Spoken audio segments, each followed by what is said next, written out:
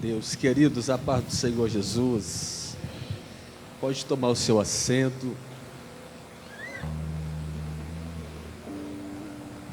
Glória a Deus, glória a Deus. É muito bom poder estar na casa de Deus, louvando a Deus, na beleza da sua santidade, e melhor ainda estar em casa. Que Deus em Cristo continue abençoando o nosso pastor Ivanildo, pastor Hildo, todos os obreiros aqui que sempre estamos uns orando pelos outros, toda essa casa, nossa casa, que Deus continue abençoando a cada um de vocês. Este é o desejo do meu coração. Queridos, por gentileza, tem um texto que há alguns dias eu estou lendo, meditando, o Espírito tem nos revelado algumas coisas, e eu quero compartilhar com os irmãos. Primeira carta de Pedro,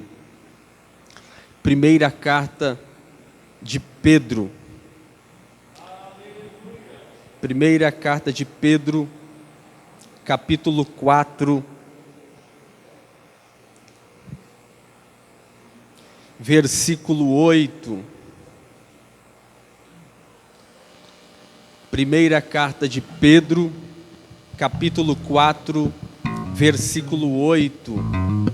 Enquanto os irmãos procuram a referência bíblica, os irmãos sabem que eu sempre que ministro trago as trufas. Eu trouxe uma vez mais. Os irmãos que quiserem, puder, nós estaremos lá fora. Os irmãos já nos conhecem, sabem que nós estamos na obra, e é um meio em que Deus nos deu estratégia de levantar recursos. Então passe lá e abençoe a minha vida em nome de Jesus. 1 Pedro capítulo 4, versículo 8, quantos acharam a referência bíblica, diga amém. Está escrito: mas sobretudo, tende ardente amor uns para com os outros, porque o amor cobrirá uma multidão de pecados. Glória a Deus. Queridos, quem escreve esta carta é o apóstolo Pedro. E quem é Pedro? Pedro é aquele impetuoso, Pedro é aquele oscilante, Pedro é aquele inconstante, Pedro é aquele homem corajoso, Pedro é aquele que tem revelações do Espírito, Pedro é aquele que é o apóstolo designado por Cristo, e Pedro é aquele que é a coluna da igreja. Pedro é aquele em que ao longo do ministério teve altos e baixos na sua vida. Pedro é aquele que tinha a capacidade de ora fazer a maior confissão de fé da Bíblia, e ora ele dar lugar ao inimigo. Pedro é aquele que oscilava constantemente na fé. Pedro reflete muito um pouco de nós, que ora estamos bem, ora queremos fazer tudo, e ora não queremos fazer nada. Mas quem é Pedro? Pedro é filho de Jonas, irmão de André, nasceu em Betsaida, cidade da Galileia. É interessante porque Pedro é como uma pedra bruta na mão de Cristo, e ao longo da sua vida, ao longo da sua trajetória, Pedro foi lapidado, Pedro foi moldado, Pedro foi instruído por Cristo. É interessante também observar que Pedro era um pescador iletrado, de uma personalidade muito forte, e nesse quesito de pescaria ele ainda tinha sociedade, pois a Bíblia chega a dizer que ele era sócio, junto com Tiago e João. É interessante porque Pedro era casado, e Jesus curou a sogra de Pedro. Pedro é o reflexo da nossa vida, pois ao mesmo tempo que nós temos a ousadia de fazer as maiores confissões de fé, nós temos a petulância de negar a Cristo e de não fazer a vontade de Deus. Pedro é o reflexo daquele que oscila na fé, é a pedra bruta sendo lapidada todos os dias por Jesus. É interessante porque antes da morte de Jesus e depois, pior, mais ainda, o ministério de Pedro vai se desenrolar uma liderança extraordinária. pois Pedro já demonstrava esse espírito de liderança. E esse espírito de liderança foi aperfeiçoado depois da morte de Cristo e ao longo do ministério de Cristo. Pedro agora, provavelmente aqui no ano 64 depois de Cristo, ele vai escrever esta carta, já maduro na fé, já experiente na fé, um período em que ele passou de aperfeiçoamento com Cristo, a tal ponto dele estar tão maduro na fé, que no ano 64 ele resolve escrever esta carta. Alguns estudiosos colocam entre o ano 62 a 67, outros são mais enfáticos em colocar o ano 64, pois a escrita de Pedro, a forma em que Pedro vai escrever, ele vai demonstrar o contexto em que ele estava vivendo. Para quem Pedro escreve essa carta, Wellington? A Bíblia, e Pedro chega a dizer que ele vai escrever aos que estão da diáspora. Diáspora são aqueles que estão dispersos por todos os cantos, que pregaram o Evangelho de Cristo. Diáspora na Bíblia você vai encontrar por 2 vezes, e essas diásporas veio por conta de perseguição. A primeira perseguição que você vai ver que houve uma diáspora na Bíblia é Atos capítulo 9, quando Saulo, ainda com ameaças contra os cristãos, começa a perseguir cristãos de todos os lados. A segunda diáspora que você vai ver na Bíblia é de Atos capítulo 12, dos quais uma perseguição generalizada vai percorrer sobre toda a liderança. Aqui, quando Pedro vai escrever, também ele vai direcionar essa carta aos irmãos que estão dispersos por todo o ponto da Galácia. É interessante, porque quando nós falamos Galácia, nós temos que separar com a carta de Paulo, pois Paulo, ele vai se direcionar à Galácia do Sul, e Pedro vai se direcionar à Galácia do Norte. Entre a Galácia do Sul e a Galácia do Norte estão as montanhas de Taurus, e Pedro vai se preocupar em escrever esta carta para fortalecer a fé dos irmãos que estavam dispersos. É interessante, porque o ano 64 foi o ano do incêndio de Roma. O ano 64 foi um período em que se desencadeou uma grande perseguição contra os cristãos. Mas por que começou a perseguição, Wellington? A perseguição começou porque dos 14 bairros que eram conglomerados dentro de Roma, 14 bairros que lá tinham, alguns bairros começaram a pegar fogo no ano 64, e Nero, o sádico Nero, e foi ele mesmo quem botou fogo na cidade. Os estudiosos chegam a dizer que ele ateou fogo na cidade, correu para sua varanda e começou a tocar música enquanto Roma pegava fogo. Nero era um sádico. Nero, ele era uma pessoa que não tinha problema em matar ao bel prazer. Nero era o tipo de imperador que fazia de tudo para que o seu nome não fosse apagado da história e ele ser visto.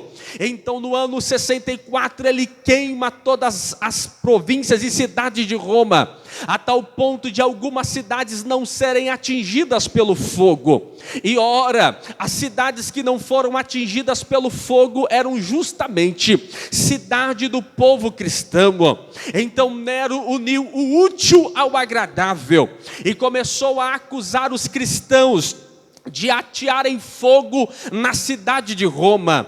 E isso foi um problema tão grande, irmãos, tão grande, que começou-se uma perseguição generalizada contra os cristãos.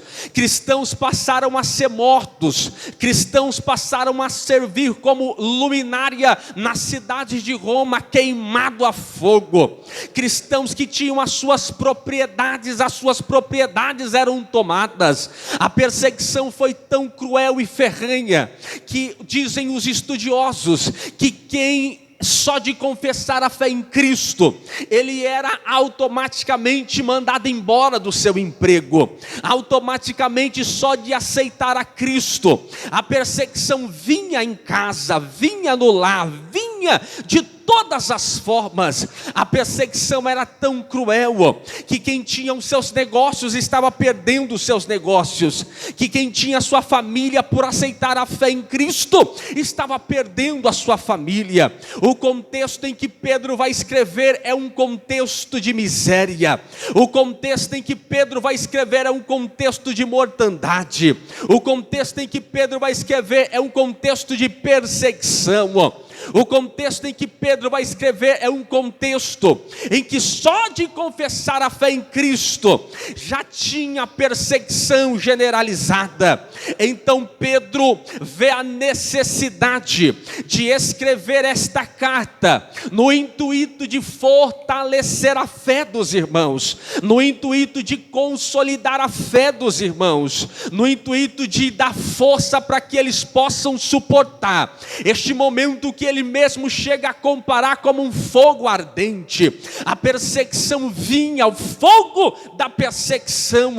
Agora ele escreve no propósito de fortalecer a fé dos irmãos. Mas algo me chama a atenção, porque logo quando ele vai introduzir esta carta, logo quando ele vai começar esta carta no capítulo 1, versículo 3, ele vai começar esta carta com uma expressão de doxologia. O que é essa expressão doxologia, Wellington? A expressão de doxologia é uma expressão de louvor, é uma expressão de adorar a Deus, é uma expressão de louvar a Deus. Mas eu não estou dizendo aqui, irmão, louvar a Deus quando tudo está bem.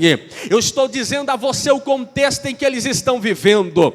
Eu estou dizendo a você o contexto que eles estão passando. É de perseguição, é de causa, é de morte, é de destruição. Mas Pedro vai começar a tua carta dizendo: bendito seja Deus, Pai do nosso Senhor Jesus Cristo. Não entendi, Wellington, vai entender agora. Pedro está consciente do momento de prova que o povo está passando. Pedro está consciente do momento de dificuldade em que o povo está passando. Mas Pedro sabe muito bem que o problema de prova, o problema do fogo aceso ardente da prova, o momento de lágrima, o momento de choro, o momento de pranto, o momento de lágrimas, não pode sufocar a expressão de louvor no lábio do crente. Eu preciso aplicar para você entender.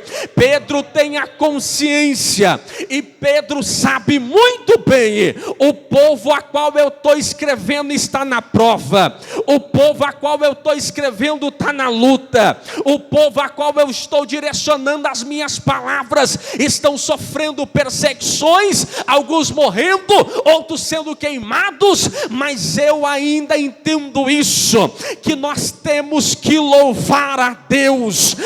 Irmão, eu preciso aplicar para você. Você não pode deixar o momento de prova tirar a alegria dos seus lábios. Você não pode deixar o momento de luta tirar a expressão de louvor da tua boca. Eu sei, a prova dói. Eu sei que tem hora que você pensa em parar. Eu sei que tem hora que dá vontade de jogar tudo pro alto. Eu sei que tem hora que você diz: não dá mais, chega, é um ponto final. Mas eu te convido, como Pedro convidou o seu povo, a ter um motivo de adorar a Deus, a ter um motivo de enaltecer a Deus, a ter um motivo de louvar a Ele. Eu sei que é prova, eu sei que é luta, eu sei que é dificuldade, mas será que tem alguém aqui que tem motivo para adorar? Será que tem alguém aqui que tem motivo para enaltecer? Eu sei que às vezes as portas se fecharam, eu sei que às vezes o luto chegou, eu sei que às vezes a prova bateu na porta, mas será que ainda tem motivo de louvar? Eu não estou dizendo louvar quando tudo vai bem, pastor. Eu não estou dizendo louvar quando tem dinheiro no bolso. Eu não estou dizendo louvar quando tem dinheiro na conta e que a crise não te afetou. Eu vim para pregar para quem está na crise, quem está na prova. prova, quem está na dificuldade. Mas este problema que você está passando, essa crise que você está passando, percebeu? Que não foi suficiente para te trancar em casa, não foi suficiente para você ficar no sofá dizendo, ó céus, ó vida. Pelo contrário, foi dando a hora do culto, você disse, se eu ficar em casa, eu fico reclamando da vida. A melhor coisa que eu faço é ir para a casa de Deus, para louvar a Ele, para bendizer a Ele. Aí você dobrou teu joelho. Quando você dobrou seu joelho, eu conjecturo Deus dos céus, olhando para você, olhando para mim, dizendo, está na prova, está em luto, está em pranto, mas mesmo assim tem motivo para me adorar, mas mesmo assim tem motivo para bendizer. Será que alguém tem motivo para adorar a Ele? Então vamos fazer o diabo passar vergonha hoje aqui, porque ele jurou que essa prova ia tirar o sorriso do teu lábio. Ele jurou que com este problema você não ia mais frequentar a igreja. Só que o tiro saiu pela culatra, porque você está buscando mais, investindo mais, orando mais, clamando mais. E eu tenho certeza, como diz o hino da APA, que passando este período de prova, vai surgir um povo forte, revestido de poder, que não teme nem a morte. Quem pode adorar a Ele?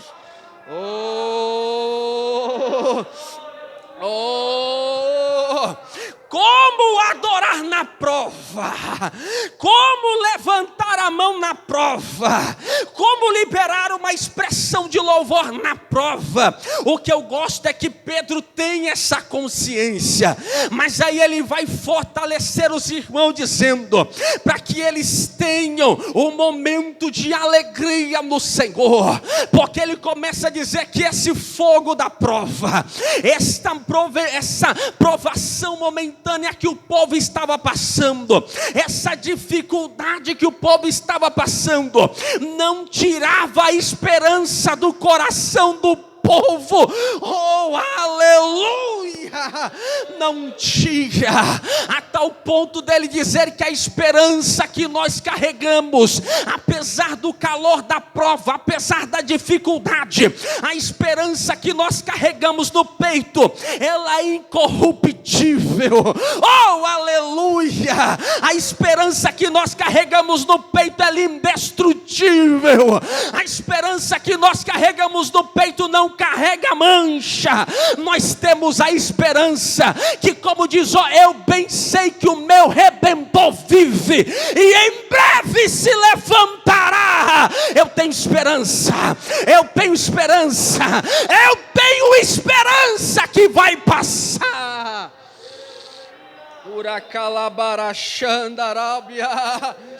Oh, aleluias! Oh, aleluias! Nós temos uma esperança.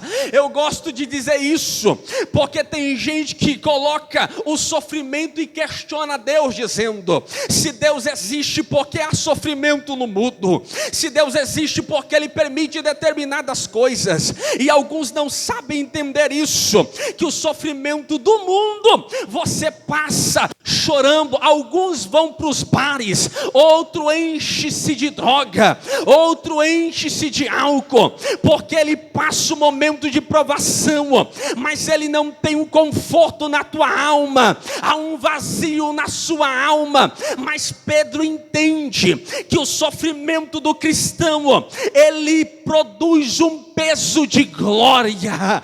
Ele entende que o peso e a dificuldade que o cristão passa, ele tem um peso de glória. Não entendi, Wellington, é simples. Essa prova que você passa, as dificuldades que você passa, ela está produzindo um peso de glória. Ela está produzindo um peso de glória. Ela está produzindo um peso de glória. Oh, porque o sofrimento do cristão tem propósito. Oh, o sofrimento do cristão é para aperfeiçoar o caráter, pastor. O sofrimento do cristão é para que ele tenha maturidade na fé. O sofrimento do cristão é para que ele entenda que depende de Deus para tudo. O sofrimento do cristão, ele não coloca em caráter, ou não faz questão de valor do caráter de Deus. Ele entende: eu estou como ouro, sendo refinado, como diz Pedro, passando pelo processo do fogo, tirando as impurezas, tirando tudo que não presta, mas vai ter valor isso carregará um peso de glória. Oh, aleluia! Quem na Bíblia nunca sofreu um tipo de provação, irmão? E eu estou falando aqui de provação de um povo que não fez nada para ser perseguido. Eu estou falando de provação a um povo que só pelo fato de ser cristão era perseguido. Eu não estou falando de alguém que fez algo contra o império. Eu não estou falando de alguém que fez algo contra a sociedade. Eu estou falando de pessoas que só pelo fato de confessar a fé em Cristo já era motivo de perseguição. Mas é assim mesmo, irmão. Na Bíblia também sempre foi assim, sempre será. O justo sempre será perseguido. Quem não se lembra de José? José não fez nada para os seus irmãos, mas foi perseguido pelos seus irmãos. Quem não se lembra de Daniel, que não fez nada aos seus amigos que estavam na província, mas foi perseguido a tal ponto de ser jogada em uma cova? Oh, irmão, quem não se lembra de Davi, que foi zombado, escorraçado pelos seus irmãos quando foi levar comida para os seus irmãos? O cristão sofre, mas o cristão sabe que cada lágrima que ele derrama, que cada sofrimento que ele passa, vai produzir um peso de glória, um peso de glória. É como Paulo disse, que todas as coisas cooperam para o bem. A prova também coopera para o bem, a lágrima também coopera para o bem, as dificuldades também cooperam para o bem. É por isso que eu vim pregar a um povo que entende que está na luta, está na prova, mas mesmo assim tira a força da onde não tem e adora Ele. Oh, irmão, os irmãos sabem que não é muito meu costume, mas tem hora que o pregador usa assim. Por gentileza, levante as suas mãos, por favor. Levante as suas mãos, por favor, porque eu sinto um peso de graça aqui, irmão. Eu sinto um peso de glória aqui, irmão. Eu sinto que Deus está forjando o caráter de alguém aqui, irmão. Eu sinto que Deus está contemplando as lágrimas de alguém aqui, irmão. Eu sinto que alguém está passando na moinha, passando no fogo, mas tem um peso de glória sendo liberado aqui.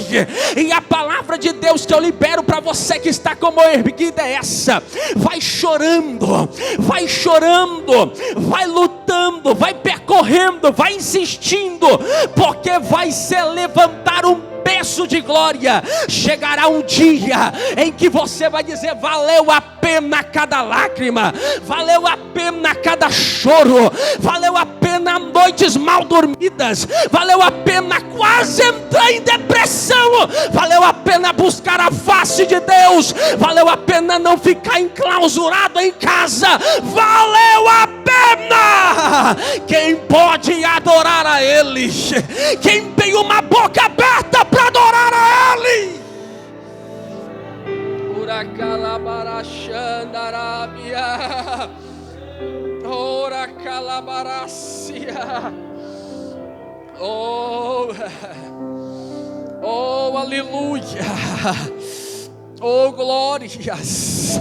Irmãos, se não bastasse Pedro começar a sua carta com uma expressão de louvor, se não bastasse tudo isso, Pedro ainda vai incentivar algo que parece que Pedro está fora do contexto que ele está vivendo, porque Pedro vai dar uma recomendação ao povo que está sofrendo perseguição. Ele disse: alegrai alegrai-vos.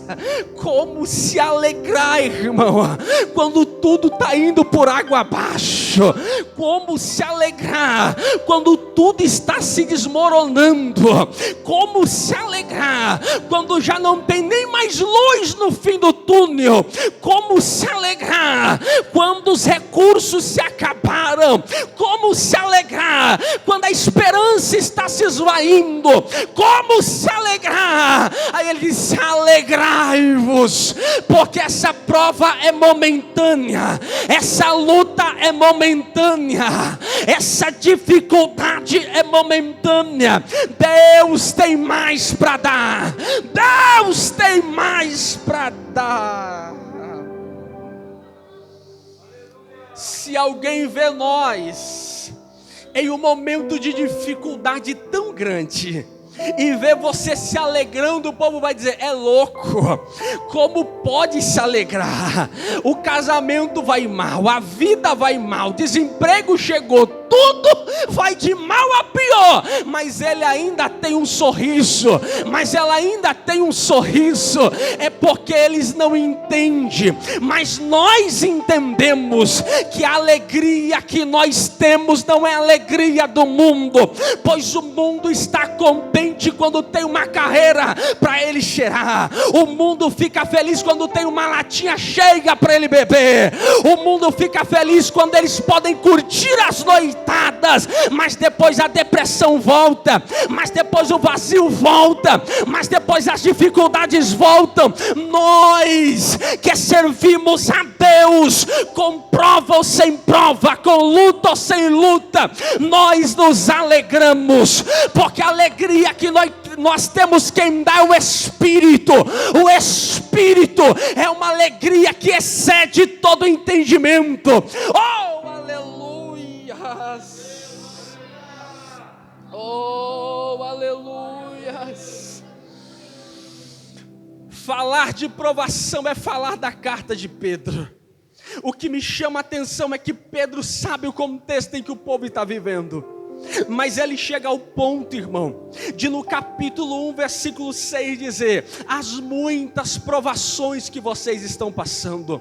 Aqui, irmão, muitas traz a ideia, claro, do grego, ficando para o português, traz uma ideia de uma palavra chamada policromático. Policromático é algo que tem várias cores, é muitas cores. Olha o que ele está dizendo nas entrelinhas então, ó. As muitas cores de provação que vocês estão passando.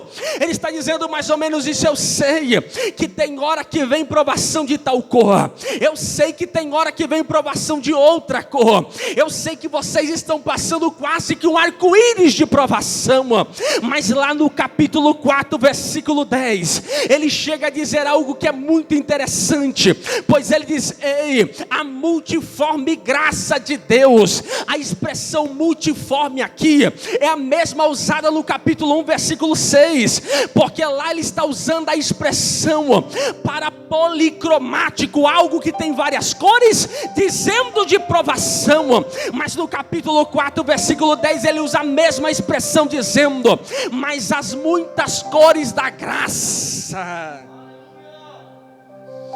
Você não entendeu, mas vai entender agora. Ele está dizendo: para cada cor de provação que você passa, vai ter uma cor de graça para te abraçar. Para cada cor de provação que você passar, vai ter uma cor da graça para te abraçar. Ah, o Senhor está te vendo, o Senhor está vendo a cor da provação, mas manda dizer por meio da palavra: mas a mesma cor de graça vai te abraçar hoje aqui. A mesma cor de graça. Oh, aleluia! O que me chama a atenção, e eu vou caminhar para o final, o que me chama a atenção é que Pedro está dizendo algo extraordinário. Aqui no texto que nós lemos, pois ele começa a dizer que nós devemos amar uns aos outros com intenso amor.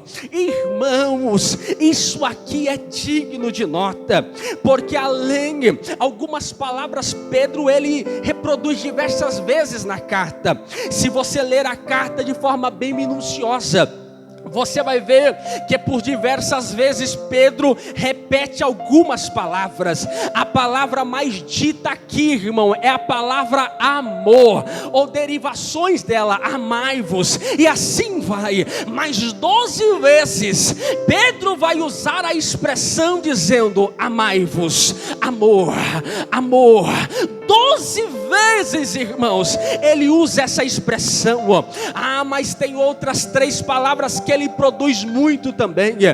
Muitas vezes ele fala, ao longo da sua carta. A primeira palavra que ele fala constantemente é a palavra provação. A segunda palavra que ele fala constantemente nessa carta é alegria. E a terceira palavra que ele fala constantemente é a palavra glória. Olha só, irmão, porque Pedro tem a consciência que esta provação não vai tirar a alegria, mas que a alegria vai trazer um peso de glória.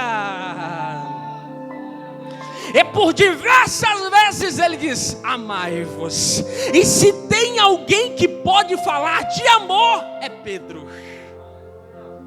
Se tem alguém que pode falar de amor, de amar, é Pedro. Porque Pedro foi uma das pessoas que mais provou o amor de Jesus Cristo. Porque, como eu disse na introdução a vocês, Pedro oscilava constantemente. Pedro, ora confessava a Deus, ora negava. Ele fazia de tudo, oscilava na fé. Mas de todas as vezes Jesus mostrou um amor para com Pedro. Jesus mostrou a sua longanimidade para com Pedro. Mas quando eu falo de amor, irmão, eu falo de 4 tipos de amor na Bíblia. Porque a Bíblia fala de 4 tipos de amor. O primeiro amor que a Bíblia fala é o amor estronge. O amor estronge é o amor familiar, do pai para com o filho, da mãe para com o esposo. Assim, irmão, esse é o amor familiar. O segundo tipo de amor que a Bíblia fala é o amor filia ou filéu, que é o amor de um amigo para com outro. É a irmandade, é de um amigo para com outro. O terceiro amor que a Bíblia fala é o amor eros. O amor eros é o amor do casal, do marido e da mulher. Ora, mas o quarto amor é o amor ágape. O amor ágape é o amor incondicional. Este amor só Deus tem. Este amor só Jesus manifestou. Porque eu entendo uma coisa: tem hora que o amor do homem vai falhar, tem hora que o amor da família vai falhar, tem hora que o amor da esposa vai falhar, mas nunca falhará o amor de Deus. Oh, aleluia! Nunca falhará este amor. No amor da família, quem não se lembra de Davi, que não foi amado pelos da sua casa, pelo contrário, foi rejeitado pelos da sua casa. Do amor de amigo, quem não se lembra de Jó, que os seus amigos zombavam dele, que os seus amigos apontavam um suposto pecado na vida dele. Irmão, quem não se lembra disso? Mas nós entendemos que o amor humano pode falhar uma hora, que tem hora que eu vou precisar de você e você não vai conseguir me ajudar. Tem hora que você vai precisar de mim e eu não vou estar do teu lado para te ajudar, mas sempre terá Ele, mas sempre terá o amor incondicional, o amor que quebra barreiras. Quem acredita nisso pode adorá-lo. Porque Cristo nos amou tanto e amou a Pedro. Irmão, Ele amou tanto a Pedro, irmão. Ele amou tanto a Pedro que, apesar de Pedro ter feito tudo que não era para fazer, oscilar tanto na fé, ser tão tanto inconstante no Evangelho, ser tanto, é Cristo lapidando ele, é Cristo tirando tudo que não prestava. Mas preste atenção, Jesus nunca abandonou a Pedro. Quer ver só, meu pastor? Quem não se lembra de quando Pedro havia negado Jesus 3 vezes? Negou 3 vezes e uma foi com juramento, dizendo: eu não conheço ele. Mas Jesus olhou para ele, e mesmo quando Pedro negou, como que dizendo: ainda há oportunidade, ainda há chance, Pedro. Pedro saiu, chorou amargamente. Jesus é condenado, morre. Você entende o contexto? Mas ao 3º dia Jesus volta. Quando Jesus anuncia às mulheres, Jesus chega ao ponto de dizer: vai, anuncia aos meus discípulos e avisa para Pedro. Sabe o que é isso? É Jesus dizendo: ainda tem esperança, Pedro, porque eu te amo, Pedro, porque eu te amo, Pedro. Oh, aleluias. Ora acabará-se-dia. Pedro foi o mesmo Pedro que ele viu que Jesus estava morto, que não ia ter como mais ter ministério, pastor. Ele voltou a pescar, ele abandonou de novo. Ao mesmo tempo que ele estava com tudo, ele virava as costas para tudo. Ele volta a pescar, e como ele era o líder, muitos se espelharam nele e voltou a pescar também. Aí Jesus, com seu infinito amor, chegou na praia caminhando. Jesus vai dar um grito que ele deu no começo quando foi chamar eles. Jesus diz: tem algum peixe aí? Jesus faz o que ele fez no começo quando vai chamar os discípulos. É Jesus dizendo: eu estou dando uma nova chance, eu estou dando uma nova oportunidade, Pedro. Aí diz: não pescamos nada até agora. Aí Jesus repete outra palavra: então lança a rede do lado direito. Quando ele ouviu isso, ele diz: é o mestre, é o mestre. Tirou a sua roupa, desceu nas águas, correu até Jesus. Jesus estava esperando Pedro. Jesus já tinha peixe na brasa, só queria ouvir dele, só queria a presença dele, só queria estar próximo dele. Quando ele se aproxima, Jesus montou o cenário da negação. Aqui, quando Jesus está com uma grelha, com o peixe pronto, ele está reproduzindo o cenário em que Pedro negou ele. Porque Pedro negou ele no meio de uma fogueira. Jesus está com peixe na fogueira. Pedro negou ele 3 vezes. E Jesus vai perguntar 3 vezes, dizendo: Pedro, você me ama, Pedro? Aí ele diz: eu te amo, Senhor. Pedro, você me ama, Pedro? Ele diz: eu te amo, Senhor. Pela 3ª vez ele diz: Pedro, você me ama? Ele diz: tu sabes, Senhor, que eu te amo. Irmão, é interessante olhar isso aqui no original, porque no português perde a essência.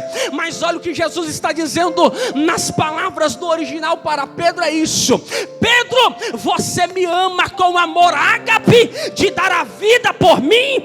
Porque Pedro, um tempo atrás, havia falado que todo mundo poderia negar Jesus, mas ele não negaria.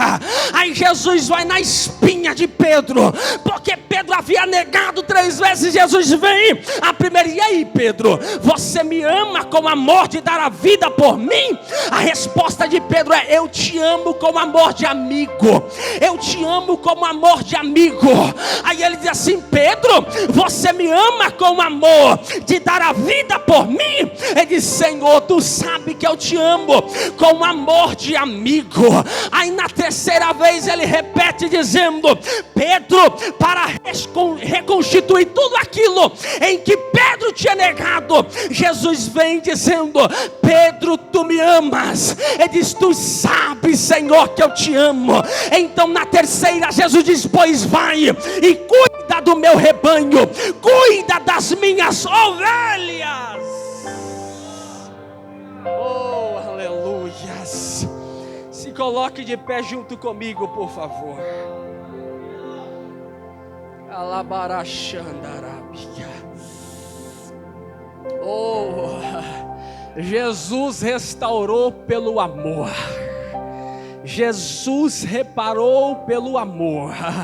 E Jesus, diz a Bíblia, que mostra o seu amor para conosco, morrendo por nós, nós ainda mortos nos nossos delitos e pecados. Jesus nos amou quando ninguém amou. Jesus nos abraçou quando ninguém abraçou. Jesus deu vida quando ninguém podia dar vida. Jesus foi lá no bar que você bebia e te amou. Jesus foi na vida que você levava leviana e te amou, a tal ponto do Deus Pai também te amar, a tal ponto de dar a vida do seu próprio Filho, por amor, por amor, por amor. Como, irmão, nós precisamos de amor. Eu encerro agora. Mas como nós precisamos voltar ao amor, pastor, aquecer o amor, porque tem gente que vem para a igreja, mas perdeu o amor faz tempo. Estar aqui para ele é um peso, estar para ele aqui é cansativo. Tem pessoas que perderam amor pelo ministério, tem pessoas que perderam amor pela família, tem pessoas que perderam amor por Deus. Coisa linda é ver alguém que tem amor fazendo algo, porque ele não coloca impedimento em nada, ele não coloca dificuldade em nada, ele só quer amar.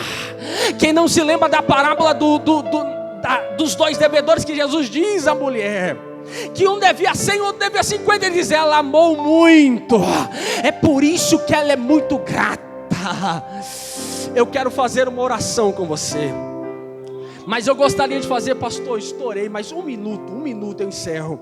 Mas eu gostaria de fazer uma oração com você aqui na frente. Você que quiser e puder, retire-se do seu lugar, vem aqui, porque hoje é noite do amor voltar a arder. Hoje é noite do amor voltar a arder. Oh,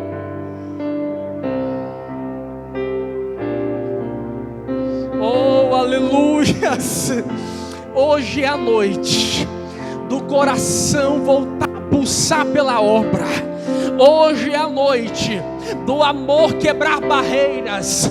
Hoje é a noite do amor restaurar o que tinha sido destruído. Hoje é a noite do amor colocar ministérios que estavam caídos de pé. Hoje é a noite da renovação do amor, da aliança, do pacto para com Ele. Oh, por favor, levante as suas mãos. Feche os teus olhos, por favor, porque você vai orar agora comigo. Você vai orar agora comigo para que Deus venha arder o amor novamente. A chama do primeiro amor, a chama de estar na obra não como um peso, mas como alegria. A chama, o amor de estar na casa de Deus, não porque não tem mais nada de interessante para fazer, mas pelo amor de estar na casa de Deus. O amor, irmão, ele vai cobrir uma multidão de pecados, porque quem ama perdoa, porque quem ama estende a mão, porque quem ama ajuda, porque quem ama está do lado. E que Deus derrame o seu amor por meio do Espírito aos nossos corações nessa noite.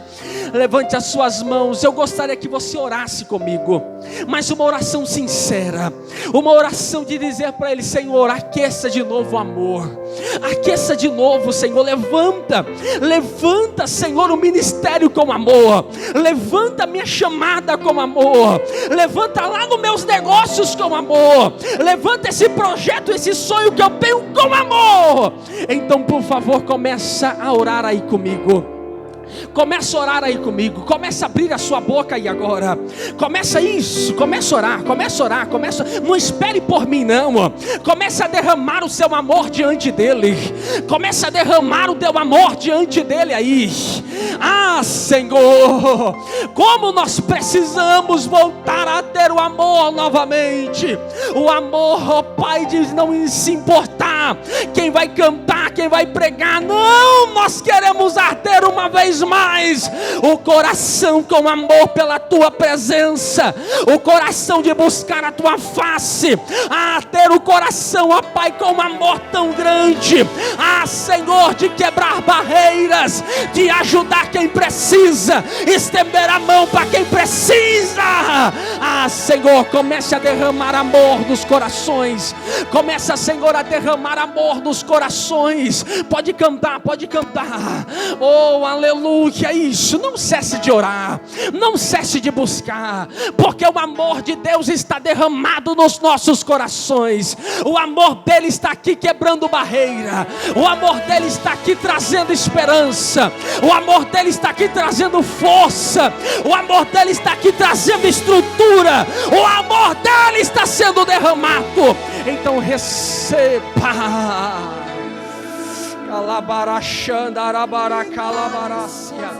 Pastores, por favor, me ajudem a impor as mãos sobre essas vidas que estão aqui, a orar por essas vidas que estão aqui, para que Deus quebre toda a maldição, para que Deus quebre todo o mal, para que Deus quebre a decepção causada pelo homem, para que Deus destrua todo o mal e que o amor seja derramado.